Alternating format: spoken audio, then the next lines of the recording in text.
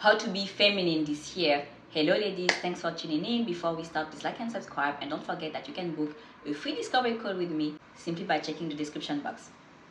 So today I want to talk about your level up journey for this year, so watch till the end. So I want to talk about femininity, and I want you to understand what femininity is.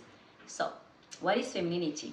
For many people it means being girly, but this is not what I meant. Many women are girly, okay?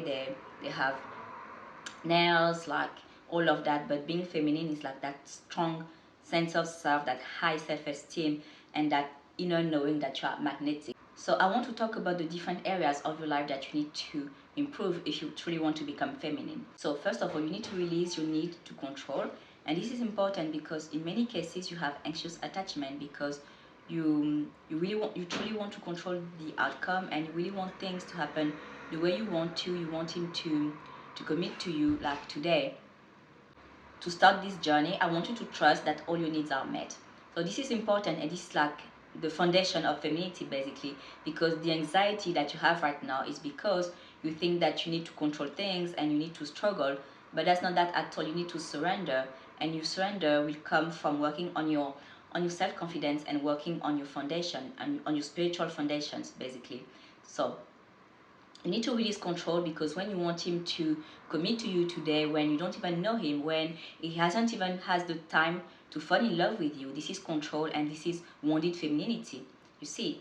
Whereas when you let him, fall in love at the right pace, and you set, a timeline, and you set, a deadline, you know that, okay, he has anywhere between 9 and 12 weeks to fall in love, and anything above that, it's over, because he will never fall in love. It doesn't take them forever to fall in love, so you know that.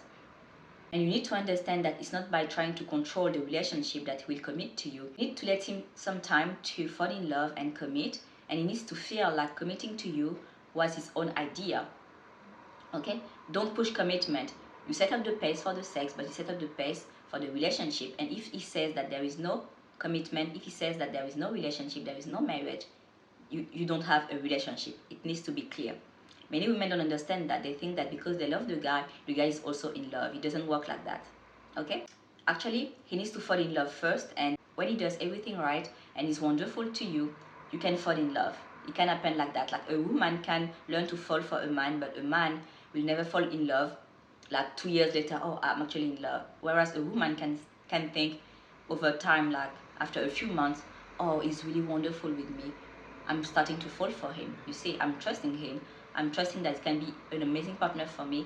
I'm falling for him. He's an amazing person. He's an amazing man. He's amazing to me. You see, women can fall in love like that. So one thing you need to do is that you need to stop being so independent. Many women like to pay for the guy. Like they might do, his grocery shopping and all of that to prove, yeah, you see, I can pay and I have money and all of that. I have a good job, but he's not with you for that. He's with you because you are feminine. He won't commit to you because you can pay for his grocery shopping. He will be with you because you are feminine and you are wonderful. You see, it needs to be clear for you. And also, start asking for help and start relying on men. Start depending on men and stop being so independent. It doesn't mean that you are dumb and you can't do anything on your own. But I want you to start being a princess a little bit. Start asking for help even when you can do it. And when someone offers to help you, say yes, and that's it. Okay?